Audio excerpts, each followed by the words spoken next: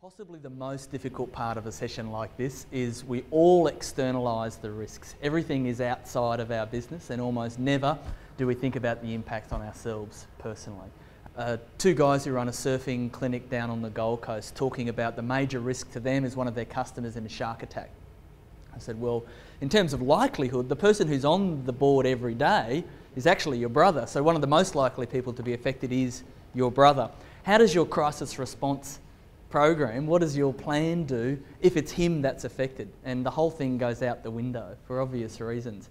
Whole family, the whole team of people who would have been helping them in a crisis situation were all family members. So every one of them would have been dedicated and by the side of that person who was injured. And they, quite obviously, would throw the business needs second. So in that situation, we call it Murphy's Law, and I always put it right at the top in terms of resources and time. It's one of the hardest things to overcome. The last thing you want to happen at the time happens. The one person you don't want in a crisis to be out of action is the one person who is in old Murphy's Law. The critical need is for every business to get back up and going, for your business to maximise its potential, and you need to be able to help other businesses to get back on their feet so that we as a destination can build the perception and deliver that service. Now, the great thing about this program, while it's called Weatherproof Your Business, it takes an all hazards approach, just like all approaches to emergency management and risk management anywhere in the world. So while you might develop specific detailed plans around a particularly significant and likely risk, at the first instance you have to take an all hazards approach. And that's what we do today. So we're going to walk through that, and that's what the business continuity template is for. So my grandmother said a stitch in time saves 9. The research says $1 invested in mitigation saves $1 in operational cost. So you are investing in your business right now. Every minute that you spend here thinking about how to get back to cash flow, get back to business as usual, then you're making an investment in your business. So there are 4 stages of crisis management: prevention, preparedness, response and recovery. What I usually say is most businesses are fantastic at getting out of their business. We all know how to evacuate. That's the one thing that is required by law, and we're required to know how to get everybody out of the crisis situation. Today is also about how you get back in. So we want to talk as much about how we get you in as how we get everybody safely out. No doubt that's got to happen, but for your business to survive, I've got to get you back into it and start putting revenue back into the business. So, thinking then about the event. So I want you now to start to hone down your thinking on the most significant and the most likely event that could affect your business, and we're going to choose that to guide us through today's session. That could be anything. Now, Cyclone Larry was a very significant event. It has broad-reaching effects. So we often use those, what we call crisis situations. So this is an incident or an event, and this is where we come into something like a crisis that has long-term impacts on the business. It doesn't go away overnight, and it has potential to have a significant drain on your resources, both in responding to it and in reduced cash flow over time. If we can find something that has that significance and impact over time, then you'll get the most out of this exercise. If you use something simple, like loss of IT services for an hour or two, then you won't be able to explore the depth and range of the issues that your business might face. So think about something that's going to have some long-term impact. And this is where we start to use your business continuity template. So inside the front cover is this little checklist here, and this is my response to Murphy's Law. We often think about responding to a crisis in a situation where everyone we want to be there is there, just the person who should be in charge is in charge, and just the process we want to happen is going to happen. Murphy's Law will say the person in charge, as Alan has explained, will be a volunteer who'll be representing your business at the time, who may have only been there for a few weeks, and they could be the front line of your next crisis. So these little forms are designed for the front line so that everybody knows exactly what is expected of them. So what I want you to do is just flick past that into page 5, and we call them triggers and implications. And I want you to identify the most significant and most likely impact on your business. As I said, in many cases, your staff will have only a few seconds to assess the crisis, and they'll need to respond based on the information you've given them. So this little template, incident, emergency, crisis and disaster, provides a way to filter out things that can be responded to straightforward, in a very straightforward way, as opposed to those that are going to take a little bit more time, effort and energy.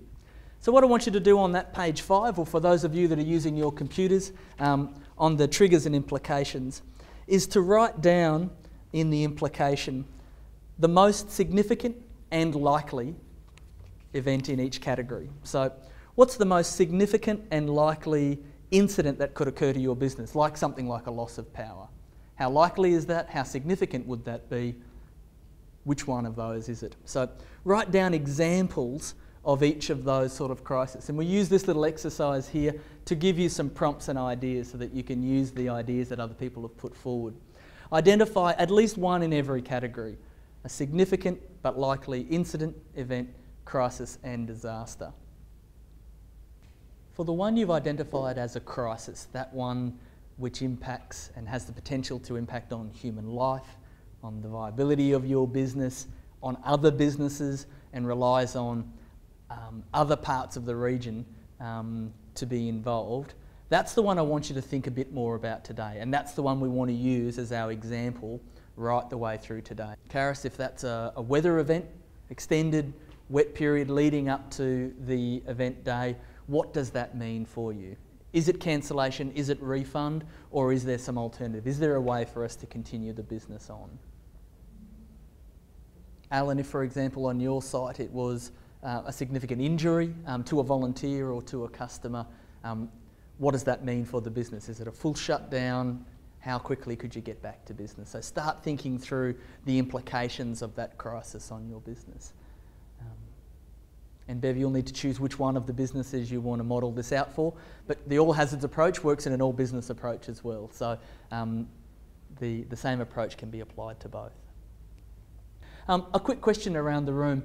Is there anyone in the room whose phone bill goes to somebody not on site? That the phone number associated with your telephone bill is with a head office in Brisbane or Sydney or Melbourne or outside of your location? So Alan, in your situation, does the phone bill come to you? I know this is a strange question. It'll make sense in just a moment. Yeah. Because the ideal system for emergency management is what they call a polygon system, where every phone and mobile phone that is within a radius of an affected area would be sent an emergency message prior to an event. But at the moment, the polygon system has not been implemented. It's been trialled and there are some challenges with it, and it'll take some time to roll out. So what happens at the moment is the telephone number associated with the person on your bill is the person who receives your early warning. So for something like a tsunami or earthquake situation, change of location of a cyclone or flooding, those warnings will be sent. They'll either be watches or warnings, and they'll be sent to the phone number associated with your bill. So for every one of you in the room, you need to identify who that is, because the time could be the big difference between how long it takes your business to be ready to move the boat into the right location or not.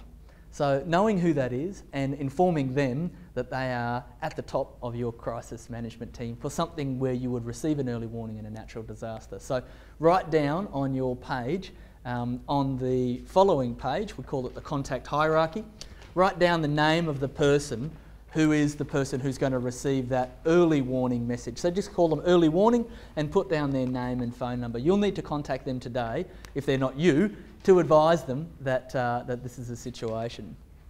As we said, when you're in a situation, as Brian has explained, if you've registered for the alert, you've checked your flood mapping, then it's a matter of asking your team to understand what the impacts of on your business will be, how big that will be, what the severity of it will be, who's likely to be affected, and to start to make some decisions. So this is what we pull together as what we call a crisis team. Now, that's a crisis term. These are people you can trust in a crisis situation. Most people think about employees. They work through the organisational chart. Remember that in a real crisis situation, when your business future is at risk, you may not call just employees. You will reach out to whoever will help your business get back on its feet. And for every person you identify, there must be an alternative. There must be a fallback, because Murphy's Law will say that the person you want will be unavailable just when you need them most. So today we'll make sure we identify about 5 people who could help you, who would be your crisis team, and that's going into that same location, that little contact hierarchy. So as we're talking through that, start to identify those people now, whether they're in your business or people that you know you would call on in a crisis situation. There's a lot of jobs that need to be done in a crisis. You need to update your website, you need to inform your insurer, you may need to work with your lawyer. You'll need to have a look at your communication both to staff and suppliers. You'll need to bring your accountant in. All of these things can be done by one person, but in your crisis situation where there's potentially media pressure, external pressure, internal pressure for information, that's the sort of situation that leads itself to a delay, and that delay could be the thing that undermines the viability of your business. So we want to make sure that we've identified who's going to help, what roles they're going to play in your crisis situation, who you can call on in a crisis situation, who you know you can trust. So start working through that in your own mind, who those people will be.